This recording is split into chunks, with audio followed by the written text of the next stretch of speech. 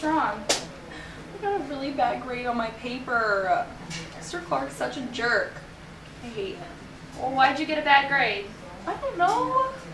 Let me see. Erin, you didn't use your sources. What do you mean? You know, sources. I don't know what Like, you're talking about. Sources that we use. Erin, this paper sucks. You need to know how to evaluate your sources. You should evaluate potential sources in light of your writing solution and needs as a writer. You need to examine its relevance, evidence, author, publisher, comprehensiveness, and genre. You also need to determine your relevance. Remember your purpose when looking at possible sources. And you need to consider your use of evidence. Erin, this really sucks. You need to recognize your genre is what you really need to do. Analyze the writing style, determine how formally or informally the document is written, and you need to try to understand how the writer views himself or herself in relation to readers. I mean, you got to consider this evidence, Erin. You need to identify the numerical information, quotations, and paraphrase summaries of other documents, charts, graphs, tables, and images of other illustrations. You need to ask why the writer chose the types of evidence that he did in the document. Erin, you need to look at the organization. Break the document into major sections. Documents within a genre often follow a similar structure. Erin, you need to identify the citation styles. Determine whether the sources are info, ideas, and arguments, and they need to be identified in the actual document. You also have to evaluate your evidence, quality, amount, and appropriateness of that evidence. Ask if there is enough evidence offered. Is the evidence used fairly? Are the sources identified? Erin, you can't use Wikipedia when you're beginning to learn about a topic. You need to avoid the editing them as the last word on the topic. And you know what I'm saying? You know what I'm saying. Okay, Erin, you do know what I'm saying though, right? Erin?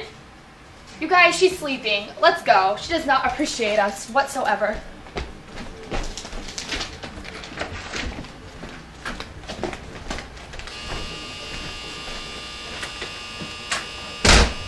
Erin, you have to learn about the publisher. To assess the credibility of websites or blogs, always consider the domain, whether it's .edu or .com, and look for info about the site. For news groups, email lists, and discussion forums, always look for a signature at the bottom of the message. The signature can provide info about the sender, such as their professional title. Publishers are the groups that produce access to sources, including books, newspapers, journals, websites, sound and video files, and the databases. Many publishers have a mission statement on their websites, while others just provide information. Also look for the frequently asked questions because they can tell you about the purpose of a newsgroup, email list, or discussion forum, whether the messages are moderated, and whether membership is open or restricted to a particular group. You might be familiar with New York Times, U.S. News, or World Report. You can learn about the editor's biases by just simply looking at the contents of several issues or by reading a few of his editorials.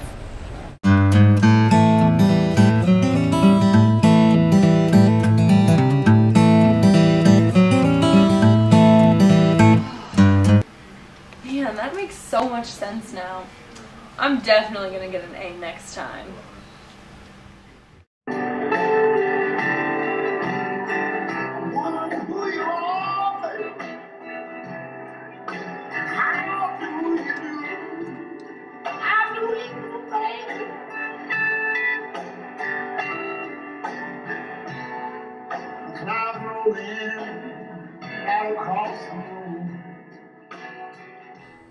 See, English is fun.